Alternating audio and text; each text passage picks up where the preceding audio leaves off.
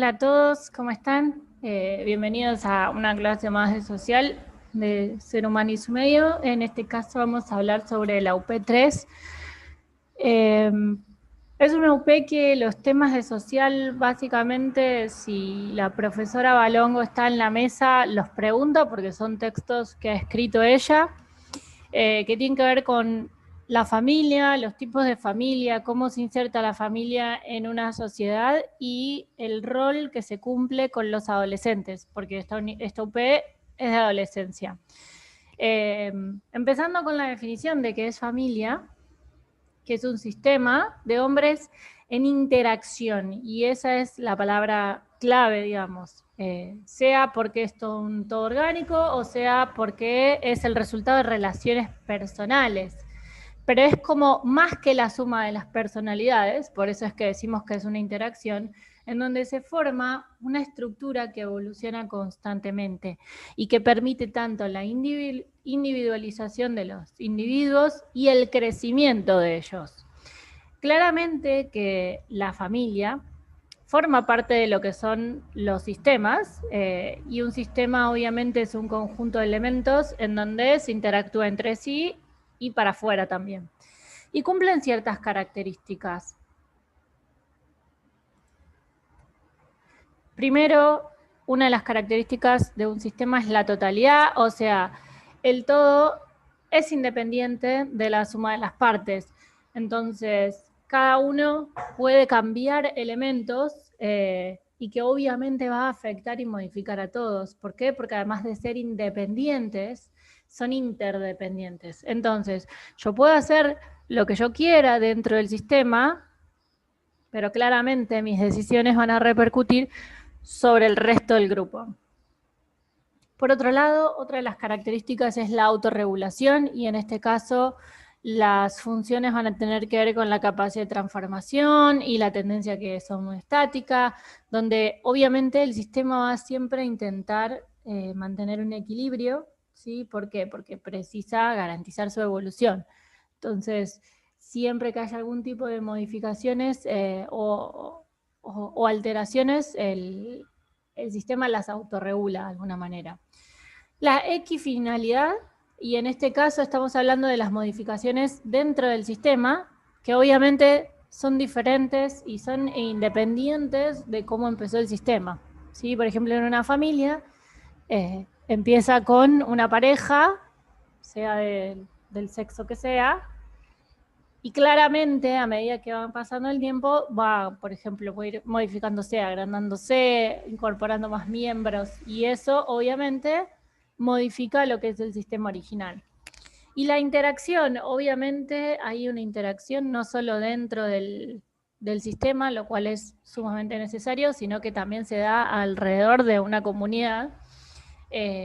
Y este proceso no solamente es verbal, o sea, no hay solo una comunicación verbal, sino que la interrelación o la interacción se da también con lo que es el no verbal, o sea, gestos, eh, símbolos, digamos, o signos que las personas ya incorporamos y sabemos lo que significan. Entonces, tiene que ver con eso.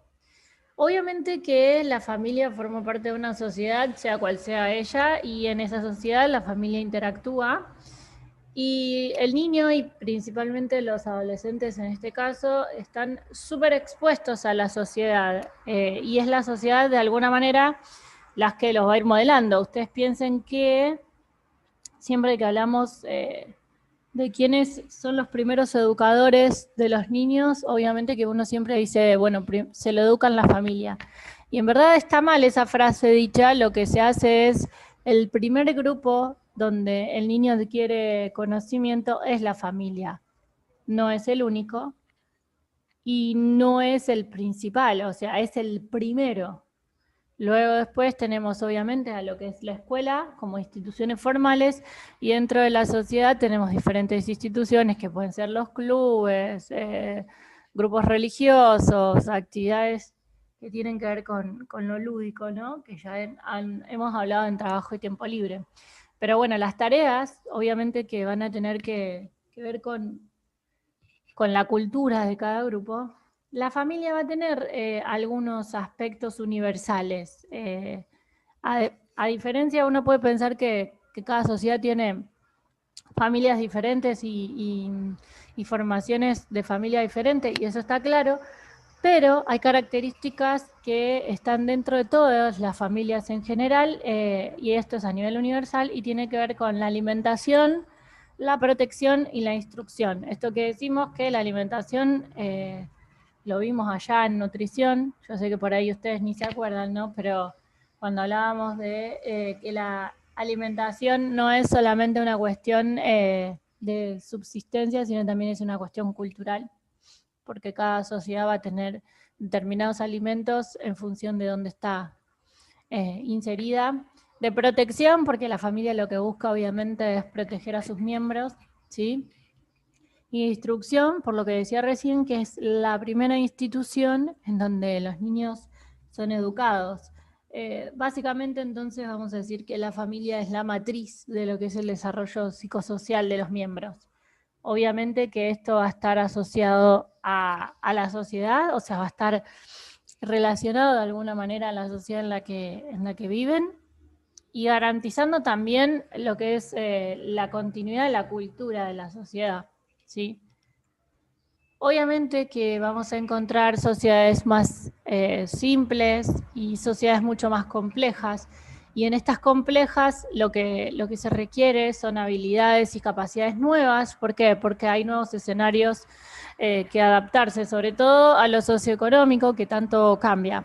Si si pensamos hoy el contexto en el cual estamos como sociedad, claramente que las familias, y cuando hablamos de familia no estamos hablando solo de papá, mamá y los niños, ya ahora vamos a hablar de los tipos de familia, pero lo aclaro ahora para que lo visualicen. Claramente las familias han debido ajustarse a una nueva realidad, en donde justamente la cuestión socioeconómica se ha visto, por lo menos en la Argentina, sumamente complicada, ¿no? En Rosario mismo hoy tenemos más del 40% de la población por debajo de la línea de pobreza. Eso quiere decir que casi la mitad de la población no tiene ingresos mínimos de la canasta básica. Entonces, ¿qué quiere decir? Que estas complejidades, o sea, las sociedades complejas en donde constantemente o muy rápidamente cambian las realidades socioeconómicas, las familias tienen que adaptarse. ¿Y cómo se adaptan? Y bueno, adquiriendo nuevas habilidades. Por ejemplo, qué sé yo, en esta pandemia hay familias que han quedado sin trabajo, bueno, han salido en la tele, por ejemplo, que con el IFE han puesto una verdulería. O, por ejemplo, hay mucha gente que se ha dedicado al microemprendimiento alimenticio en casa, ¿no? Entonces, bueno, venden panes.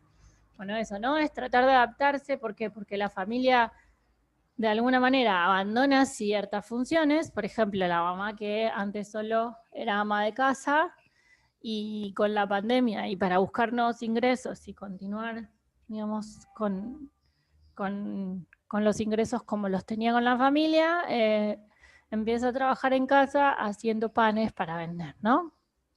Claramente que a partir de los 70, de alguna manera, se ven algún cambio dentro de lo que es la institución, porque aparecen nuevas estructuras.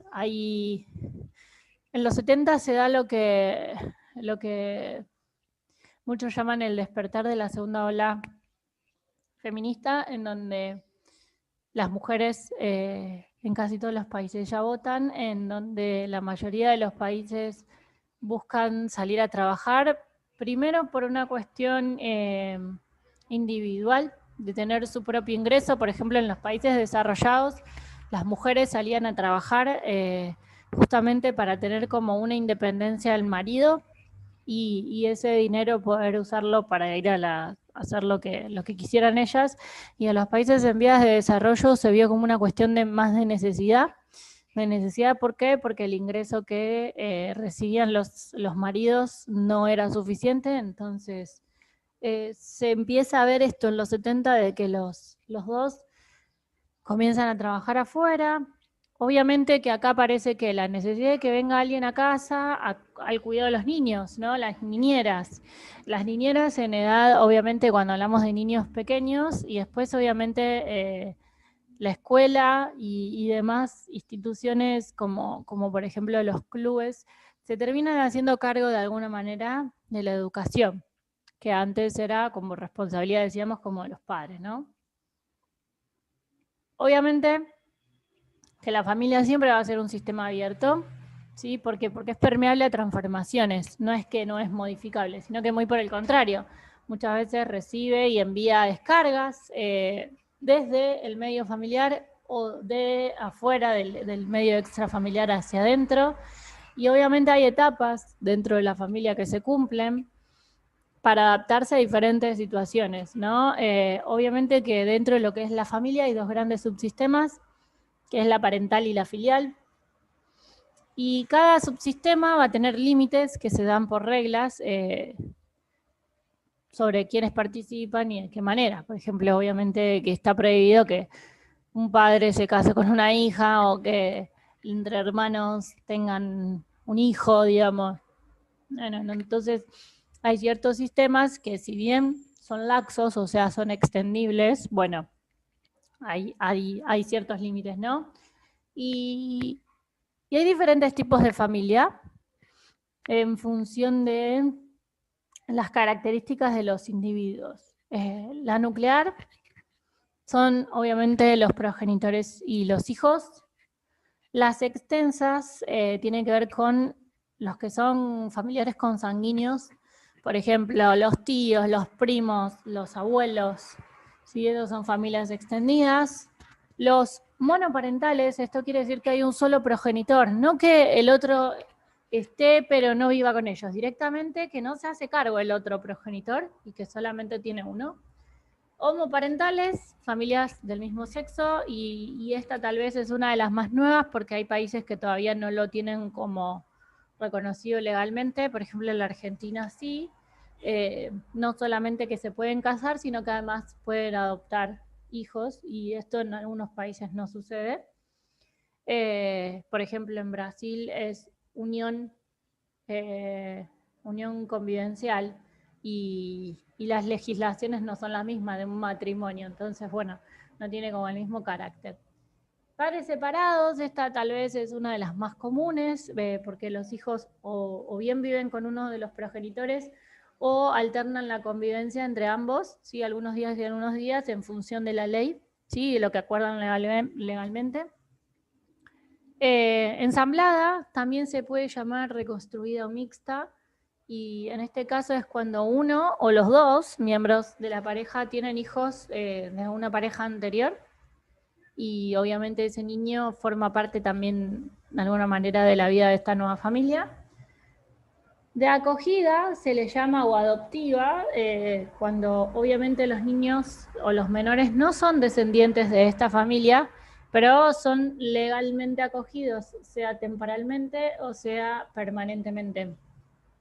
Está claro que en la Argentina este es un gran problema porque se pasa muchísimo tiempo en lo que es el proceso de adopción y quedan muchos niños, digamos, perdidos en el sistema por culpa de ese proceso. Y el último son sin hijos por elección, ¿sí? Son matrimonios que no, o parejas que no tienen intenciones de tener hijos. Se habla mucho de lo que es el modelo de Carter-McGoldrick, y este es uno de los enfoques que tal vez de los más aceptados en la actualidad y se utiliza mucho para lo que es la investigación familiar. Estos dos autores lo que hacen es partir desde la idea de que la familia, como los individuos en sí, pasan por diferentes etapas, así como uno dice el ciclo de la vida de los individuos, bueno, también ellos dicen que lo mismo sucede con la familia, y donde cada fase de la familia va a necesitar que sus propios miembros desarrollen diferentes habilidades y obviamente encaren diferentes retos en función de la etapa familiar en la que están. En cada etapa, obviamente, se realizan adaptaciones sobre la conducta y cómo funciona este nuevo desarrollo de etapa de la familia, pero para ellos sí, lo esencial es esto, es así como tenemos el ciclo de la vida de los individuos, también existe el ciclo de la vida de la familia, ¿no? Y acá en este cuadro vemos cuáles son las tres fases que a la vez dentro de ellas tienen diferentes fases, ¿no? Por un lado lo que es el emparejamiento, y en este caso aparece generalmente entre jóvenes adultos sin compromiso, en donde hay una independencia económica y cada uno se cuida a sí mismo, ¿no? La etapa de pareja. Luego hablamos de la formación de familia mediante el emparejamiento, o sea, obviamente buscan y se encuentra una pareja que es potencial y acá hay una asociación económica, ¿no? Entonces ya no es solo mi dinero es mío, no quiere decir que mi dinero se lo voy a dar a mi pareja, sino que compartimos los gastos, ¿sí? de la pareja, ¿no? Que acá supuestamente, y bueno, ahora ya se está luchando bastante más con esto de la cooperación doméstica, de la compatibilidad de intereses. En la segunda etapa ya vamos a encontrar lo que es expansión, porque acá sí aparecen los niños pequeños, los hijos, donde acá ya estamos hablando de obligaciones obviamente económicas, de organizar el hogar en función de poder criar a niños pequeños. Y la tercera etapa es la contracción, en donde ya tenemos hijos adolescentes y donde obviamente los niños adolescentes tienen diferentes rutinas y horarios en función de las actividades escolares, las actividades extraescolares, actividades lúdicas y demás. Independencia de los hijos, cuando estamos hablando de hijos adultos, pero los padres siguen de alguna manera cuidándolos, por ejemplo el caso de la mayoría de ustedes, ¿no? Porque son una carga económica para la familia. ¿Por qué? Porque los padres siguen pagando los estudios o pagan algún casamiento o algún viaje, ¿no? Entonces es como que hay una independencia de los hijos porque viven fuera, pero hay una dependencia económica.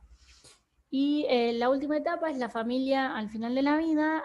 Básicamente acá hay una incertidumbre por parte de lo que es la edad adulta y donde obviamente hay cuidado mucho más médicos. Tal vez pueda haber alguna inseguridad económica, sobre todo viniendo de países como el nuestro, en donde los adultos mayores con las jubilaciones ganan muy poco. Tal vez no es tanto para los países más desarrollados que son más estables. Pero bueno, esas son las etapas de lo que es el proceso familiar. Volviendo a un tema que habíamos dado en la última clase y que es fundamental porque se los van a preguntar en la mayoría de los exámenes, el tema de indicadores. Recuerden que la definición de indicador es una medida para describir una situación existente. Y cuando digo existente, estamos haciendo un recorte temporoespacial, o sea, que existe en un momento y en un espacio determinado. Yo no voy a tener un mismo indicador o no puedo usar un mismo indicador para diferentes momentos porque claramente sería imposible. Obviamente que la mayoría de las veces, recuerden que hay dos tipos de indicadores, los simples y los compuestos. Los simples son tasa, razón y proporción. Y lo que sucede muchas veces es que uno de esos no es suficiente para hacer el análisis que necesitamos. Entonces, claramente lo que se busca es un indicador más complejo para saber justamente si las políticas, por ejemplo, que estamos haciendo en salud es suficiente, si no, si hay que modificar algo. Entonces, todo indicador de alguna manera depende de cuál es su definición. ¿Por qué? Porque según el objetivo de su cálculo y la precisión que tenga, es lo que me va a servir a mí o lo que me va a ayudar a mí a determinar si ese indicador en el cual invertimos tiempo, dinero y personal es funcional a lo que estábamos buscando, ¿no? La inequidad es claramente uno de los indicadores más complejos que existen porque sí o sí cuando hablamos de inequidad, recuerden la definición de equidad. Equidad es darle a cada uno lo que necesita y no en partes iguales. Entonces, por ejemplo, los planes que se han dado en esta pandemia, por ejemplo el IFE, es que es un programa de equidad. ¿Por qué? Porque yo le estoy dando más dinero a una persona que no tiene los ingresos suficientes, no para equipararla con un rico, sino para buscar elevar las oportunidades de esa persona, ¿no? Entonces, claramente la inequidad, o sea, lo que lo opone, obviamente que va a mostrar que hay una desigualdad efectiva, porque justamente hay un grupo de la población que recibe el IFE y otro que no. Entonces, ese grupo que recibe el IFE está en desigualdades realmente efectivas. Y hay un reconocimiento de esa desigualdad que es importante y que para mejorarle la calidad de vida de las personas se necesita un cambio de situación. Entonces, obviamente estamos hablando de que hay diferencias en cuanto a ingreso, hay diferencias en cuanto a educación, a salud, ¿no? Entonces, cuando hablamos de inequidad, decimos que es un indicador complejo, que obviamente no vamos a poder analizar desde lo que es la tasa, la razón o la proporción, sino que necesitamos otras cuestiones. ¿Cuáles indicadores van a estar dentro de este? Bueno, la cuestión de una vivienda precaria, la falta de un sistema de eliminación de excretas dentro de la vivienda, o sea, un baño. Ya vamos a hablar igual de eliminación de excretas más adelante. Hacinamiento, cuando tengo más de 3 personas en una misma habitación, cuando tengo un niño en edad escolar que no va a la escuela, y cuando tengo una persona que trabaja y tiene como máximo 2 años de escolaridad por cada 3 personas que no trabajan. Si yo tengo alguno de estos indicadores, cuando hago una encuesta dentro de un... A ver, cuando uno hace las encuestas, tal vez ustedes no se acuerden porque la última fue hace bastante tiempo, pero las encuestas que se hacen de vivienda se hace justamente para saber esto, ¿sí? Se envía desde el gobierno provincial o del gobierno local a un grupo de encuestadores, se toma una muestra, esto lo deben haber visto en método, se selecciona una muestra, porque no se va a todas las casas de la ciudad de Rosario, porque si no la inversión sería extremadamente grande, sino que se toma una muestra de diferentes zonas, con diferentes accesos económicos, con diferentes ingresos, con diferentes edades, y se hace una encuesta de este tipo, y ahí se determina. El censo, por ejemplo, no me sirve para ver inequidad, lo único que me sirve es para ver, por ejemplo, la demografía femenina, masculina, que bueno, este año iba a hacerse, pero por el tema de la pandemia se dejó para el año que viene. Claramente los indicadores lo que me van a dar es una aproximación. ¿Qué quiere decir que es una aproximación de lo que son las situaciones de inequidad? Que en verdad no es que yo puedo decir, esto es 100% así. A mí los indicadores me hacen ver una realidad, pero no quiere decir que sea la absoluta verdad, porque muchas veces lo que sucede es que las personas, por ejemplo, sobre todo cuando hablamos de ingresos económicos, la gente no se anima a decir la verdad y demás, entonces es como... de alguna manera es una forma de acercarnos a la realidad, ¿no? Entonces, obviamente, vamos a ver dimensiones que tienen que ver con el hábitat, o sea, los indicadores que tienen que ver con los hogares. Vamos a hablar de educación, cuando estamos hablando de alfabetismo y de acceso a niveles de enseñanza. No es lo mismo en un barrio pobre el acceso a la escuela primaria, a la secundaria, que a la universidad. De hecho, por ejemplo, nosotros acá, recuerden que obligatoriamente es hasta 9º año, entonces muchos de los niños no terminan la escuela secundaria. Condiciones de la economía que tengan que ver con ingresos, indicadores de ingresos, situaciones laborales, y de política, que muchas veces los gobiernos hacen más este tipo de encuestas que tiene que ver con indicadores de participación de política, ¿no? Entonces, todo esto a mí me va a servir para ¿qué? Para poder hacer y pensar qué tipo de políticas voy a poder hacer, ¿sí? Pero bueno, esto es lo que tiene que ver con la UP3, y principalmente lo que es los tipos de familia, ¿sí?